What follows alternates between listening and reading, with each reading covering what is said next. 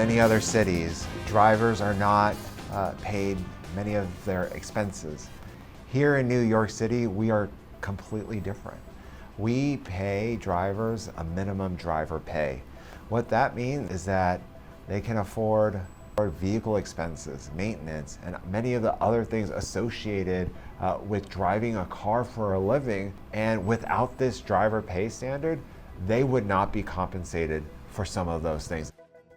No other city has done these regulations on the scale. No state has done these regulations on the scale that New York City has. TLC try give every year's more price. This is very good. You make every driver happy. Keep in mind that the two main app dispatch companies were both startup companies. They went public in 2019. They now had to show shareholders that they were on a more certain path to profitability. So they raised fares everywhere. So the company said, in response to passenger fares going up in New York City, it's because of the pay standard. We did an analysis and showed that the passenger fares went up by the same proportion in Chicago. There was no pay standard there. So that indicates to me that driver pay and passenger fare are sort of independent variables. If they want to keep increasing their profit rates the way they have, then there's likely to be a passenger fare increase. But it's the company's choice to do this. It's not a result of the regulations. 85% of drivers were making below minimum wage before the TLC enacted its minimum pay standard in 2018. We ordered the companies to provide us with all the data we needed to analyze current pay and formulate for the future, representing the first time a city has drawn the curtain back on the actual economics of this booming industry. And it wasn't pretty. And what we learned was that this was an industry where the companies typically hire the drivers as independent contractors. The business model requires the companies to have pretty extensive coverage.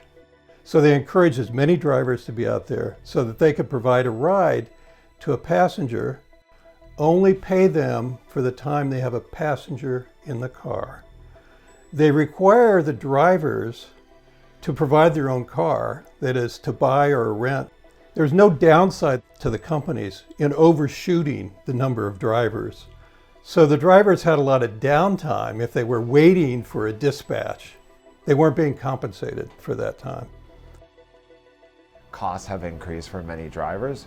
When we first contemplated the rule in 2018, there wasn't a rental market. There was not a lot of cars that were battery electric.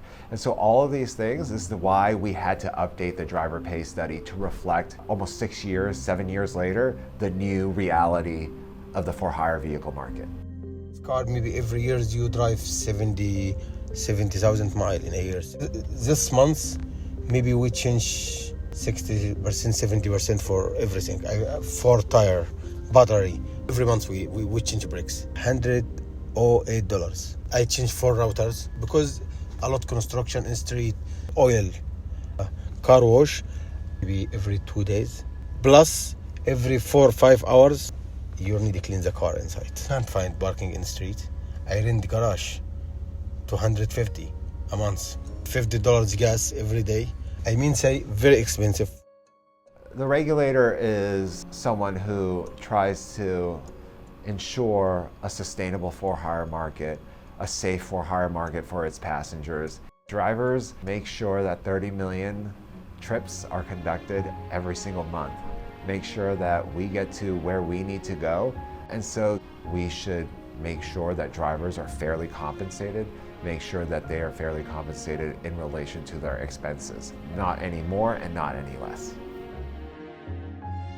If no price high, we sleep in the street working 24 hours. If we're working 24 hours, the first thing we give accent in the street.